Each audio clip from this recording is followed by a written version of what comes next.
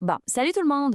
Aujourd'hui, on s'attaque à un morceau qui, on va se le dire, donne souvent du fil à retordre, la fameuse réaction au texte. Mais vous allez voir, avec la bonne approche, c'est beaucoup plus simple que ça en a l'air. C'est la grande question, hein? Comment on fait pour aller plus loin que juste dire j'ai aimé ou j'ai pas aimé? L'objectif ici, c'est pas de juger le texte, mais plutôt d'expliquer la connexion qui s'est créée entre le texte et nous. En fait, une réaction, c'est tout simplement l'effet que le texte a sur nous. Pensez-y comme un dialogue. D'un côté, il y a le texte et de l'autre, il y a tout ce qu'on est, nos expériences, nos valeurs, nos connaissances. La réaction, c'est ce qui se passe quand les deux se rencontrent.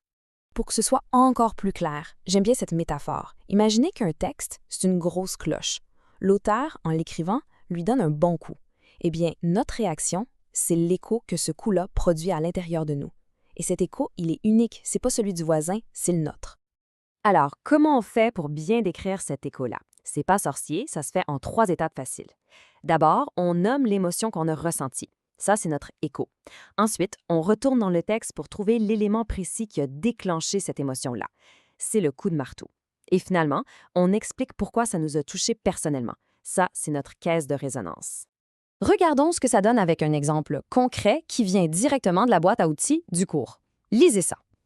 On sent tout de suite que la réaction est complète, qu'elle est bien structurée. Maintenant, on va la décortiquer ensemble avec notre méthode en 3 temps. Et voilà, c'est exactement ça. L'écho, c'est la réaction très positive. Le coup de marteau, ce qui a provoqué ça dans le texte, c'est l'idée de la vitalité et de l'engagement des jeunes. Et la caisse de résonance, le pourquoi ça touche la personne, c'est parce que ça rejoint sa propre expérience, puis on a même un repère culturel avec Greta Thunberg. C'est limpide, non? Bon, là, on pourrait se dire, c'est bien beau tout ça, mais est-ce que c'est vraiment si important de suivre ces étapes-là? La réponse, c'est un grand oui. Et la raison, elle est très concrète. Le voici, le chiffre magique, 20. Selon la grille d'évaluation finale, une réaction qui est bien appuyée, bien élaborée, bien justifiée, ça peut valoir jusqu'à 20 de la note totale. 20 points! Ça vaut la peine de prendre 2 minutes pour bien faire ça, vous ne trouvez pas? Donc, pour résumer, l'essentiel à retenir. On part de son sentiment, de son émotion.